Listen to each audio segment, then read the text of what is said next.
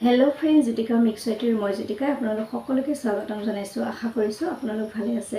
Friends, আজি মই আপোনালোকৰ ওচৰলৈ বহুত দিনৰ মূৰত এটা ভিডিঅ' লৈ আহিছোঁ। আচলতে খুব কৰ্মব্যস্ততাৰ বাবে ভিডিঅ' দিয়াত পলম হৈছে। কণ শিশুসকলক টেৰাকটাৰ কিছু প্ৰশিক্ষণ দিয়া হৈছিল।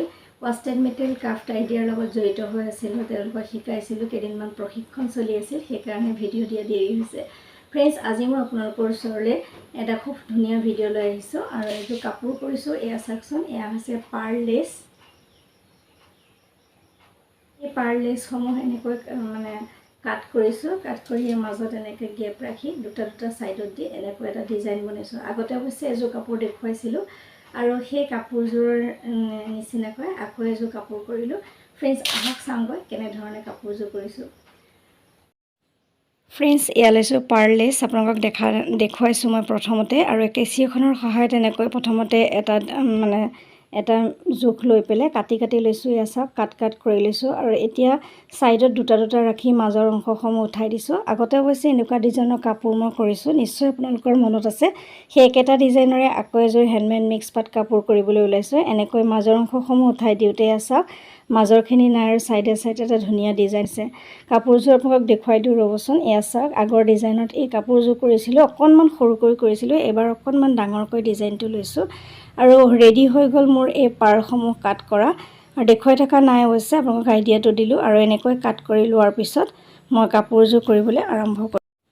ফ্ৰেণ্ডছ, কাপোৰযোৰ দেখিছে, হেণ্ডমেড মিক্স পাটৰ পিংক কালাৰ হয় কাপোৰযোৰ। আৰু এনেকৈ লেছখিনি কাট কৰি দিয়াৰ পিছত এতিয়া ডিজাইনৰ চিন্তা কৰিছোঁ। কি ধৰণে মই ডিজাইনটো পাৰি চাইছোঁ, কেনেকৈ দিলে ভাল হ'ব। আগৰ ডিজাইনত দিম নে মাজত অলপ বেলেগ ডিজাইন কৰিম, তেনেকৈ চাই মই প্ৰথমতে পাৰি পেলাই ডিজাইনটো মনলৈ আনি লৈছিলোঁ। এনেকৈ ফ্ৰেণ্ডছ, ডিজাইনটো মই চিন্তা কৰি পেলাই এনেকৈ প্ৰথমতে পাৰি চালোঁ। তাৰপিছত ভাল লগা হৈছে, যিহেতু পিংক কালাৰ কাপোৰযোৰ হোৱাইট ইয়াতে এইটো মুকুতা লেজ লগাই দিয়া হৈছে, সেইকাৰণে মৰম লগা হৈছে। আৰু ইয়াতে কি ধৰণৰ ফুল দিম আপোনালোকক পিছত দেখুৱাম। প্ৰথমতে মই ভাবিছিলোঁ এপাহ গোলাপ ফুল দি দিওঁ। তাৰপিছত ভাবিলোঁ এই ডিজাইনটো ছাইডৰ ডিজাইনটো একেবাৰে নাইকিয়া হৈ যায় গোলাপ ফুলপাহ দি দিয়াৰ লগে লগে। তাৰপিছত মই ভাবিলোঁ আকৌ বেলেগ ডিজাইনৰ যিবিলাক ফ্লাৱাৰ লেছ থাকে, সেই লেছসমূহ লগাই দিয়াৰ কথা ভাবিলোঁ। এতিয়া ফ্ৰেণ্ডছ, এই ডিজাইনটো পাৰি লোৱাৰ পিছত মাজত মই এনেকৈ কি ফুল দিলে ভাল লাগে এনেকৈ আকৌ চাইছিলোঁ।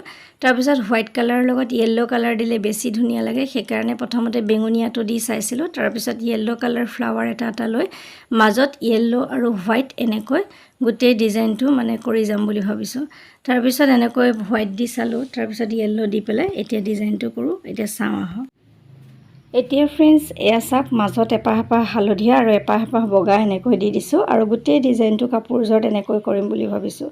আৰু মাজে যিখিনি গেপ আছে তাত একে সম্পূৰ্ণ নকটাকৈ এটা মুকুতাৰ লেছ লগাই দিম বুলি ভাবিছোঁ।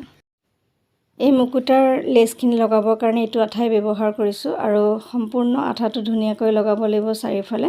তাৰপিছত এই আঠাটোৰে গোটেই কাপোৰযোৰৰ কাম কৰিম। আঠা, ইয়াতে পাৰ্ল লেছ আৰু মাজত দেখিছে ফ্লাৱাৰ লেছ, এইকেইটা বস্তুৰে প্ৰয়োজন হৈছে। ইয়াত কোনো ধৰণৰ ফেব্ৰিক প্ৰিণ্টিং কৰা নাই আৰু একদম সহজ পদ্ধতিৰে কৰা এযোৰ খুব ধুনীয়া কাপোৰ আপোনালোকৰ মাজলৈ আকৌ লৈ আহিছোঁ। ফ্ৰেণ্ডছ, আপোনালোকে গোটেই কাপোৰযোৰ ফাইনেল লুকটো চাব। আৰু ইয়াৰ মেখেলাখন মই সম্পূৰ্ণকৈ কৰি দেখুৱাম। চাদৰখনো বেছিকৈ দেখুৱাই নাথাকোঁ, যিহেতু একেটা ডিজাইনৰে কাম কৰিছোঁ। আৰু চাদৰখনৰ ছাইডে এনেকৈ এটা লগাই দিম আৰু মাজে এটা মুকুতাৰ লেছ সৰুকৈ কাট কৰি পেলাই লগাই দিম বুলি ভাবিছোঁ। আৰু সহজ পদ্ধতিৰে কৰিছোঁ। এনেকৈ গোটেই কাপোৰযোৰ সম্পূৰ্ণ হৈ যোৱাৰ পিছত আপোনালোকক ফাইনেল লুকটো দেখুৱাই আছোঁ। আপোনালোকে ভিডিঅ'টো চাই থাকক। এইদৰে ফ্ৰেণ্ডছ, এয়া হালধীয়া লেছ, ইয়াতে আঠা ভালকৈ লগাই দিছোঁ। হালধীয়া আৰু বগা লেছেৰে গোটেই কাপোৰযোৰ কৈছোঁৱে। আৰু মাজে যিটো ফুলৰ মাজৰ যি অংশ, তাত এটা মিৰৰ লগাই দিম বুলি ভাবিছোঁ। আৰু মুকুতাও লগাব পাৰে অৱশ্যে, যিহেতু ছাইডে গোটেই মুকুতাৰ লেছে, সেইকাৰণে মুকুতা নলগাওঁ। ইয়াত মিৰৰ দিলে বেছি উজ্জ্বল হ'ব। এইদৰে ফ্ৰেণ্ডছ, কাট কৰি লোৱা সেই ডিজাইনখিনি চাওক, ছাইডে আঠাৰ সহায়ত ধুনীয়াকৈ লগাই গ'লোঁ। আৰু ইয়াতে ভালকৈ আঠা লগাব, যিহেতু আঠাৰে গোটেই কাপোৰযোৰ কৰা হৈছে। আঠাখিনি ধুনীয়াকৈ লগোৱাৰ পিছত শুকাই যাব। তাৰ মাজে দুটা ফুল লগাই দিব, একেবাৰে সহজ। চাওকচোন।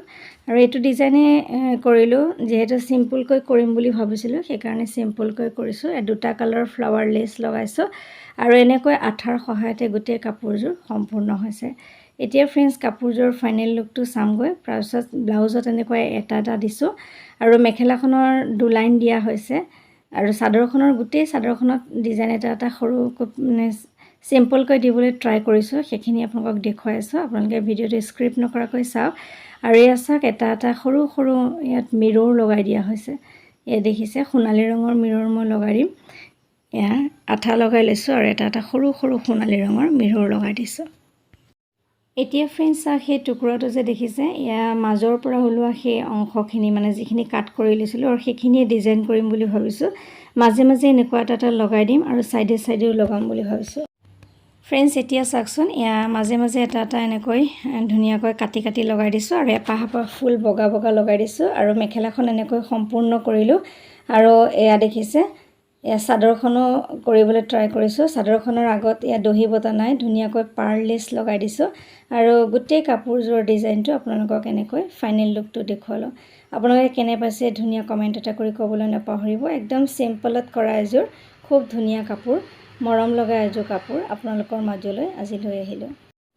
ফ্ৰেণ্ডছ ডিজাইনটো কেনে পাইছে ক'বলৈ নাপাহৰিব আৰু ইমান সময় যে মোৰ ভিডিঅ'টো চাই আছে তাৰ বাবে অশেষ ধন্যবাদ জনাইছোঁ। আৰু ক'ৰ পৰা চাই আছে ফ্ৰেণ্ডছ আপোনালোকে ক'বচোন, তেতিয়া ভাল লাগে। আৰু কাপোৰযোৰ ফাইনেল লুকটো আপোনালোকক সম্পূৰ্ণকৈ দেখুৱাইছোঁ। ইয়াৰ ব্লাউজ পিচটো দেখা পাইছে, এটা ফুল দিছোঁ আৰু মেখেলাখনত এনেকৈ ডিজাইন দিছোঁ। চাদৰখনৰ আঁচলটোতো একেধৰণে ডিজাইন দিছোঁ আৰু গোটেই কাপোৰযোৰ আপোনালোকক এই ধৰণে দেখুৱালোঁ। আৰু কালাৰটো কেনে লাগিছে সেইটোও ক'বলৈ নাপাহৰিব। ফ্ৰেণ্ডছ এইখিনিতে আগতে কৰা কেইযোৰমান ইউনিক ডিজাইনৰ লেচৰ কাপোৰ কেইযোৰমান আপোনালোকক আকৌ মনত পেলাই দিছোঁ। এয়া চাওক, ইউনিক ডিজাইনৰ লেচ কাট কৰি পেলাই কৰা কাপোৰ কেইযোৰ আপোনালোকক যদি লাগে এতিয়া অৰ্ডাৰ কৰিব পাৰে আৰু মোক কমেণ্ট কৰিব আপোনালোকে। চাওকচোন ধুনীয়া ধুনীয়া ইউনিক ডিজাইনৰ লেচৰ সহায়ত কৰা এয়া কাপোৰ। এয়া চিম্পল ডিজাইনৰ লেচেৰে ইউনিক ডিজাইন কৰিছিলোঁ আৰু খুব হেভি কাপোৰৰ ডিজাইন মই কৰা আছে মোৰ চেনেলত, আপোনালোকে দেখা পাব। আৰু এনেকৈ বিভিন্ন সময়ত বিভিন্ন ধৰণৰ ডিজাইনসমূহ মই আপোনালোকৰ মাজলৈ আনি থাকোঁ। আৰু পাৰ্লেছেৰে কৰা, পাৰ্ল মুকুতা লেচ দি কৰা বা এনেকুৱা কিনি আনি নেট কাটি পেলাই তাৰ পৰা লোৱা সেই ডিজাইনসমূহ এনেকৈ বিভিন্ন ধৰণৰ ডিজাইন আপোনালোকৰ মাজত শ্বেয়াৰ কৰি আহিছোঁ।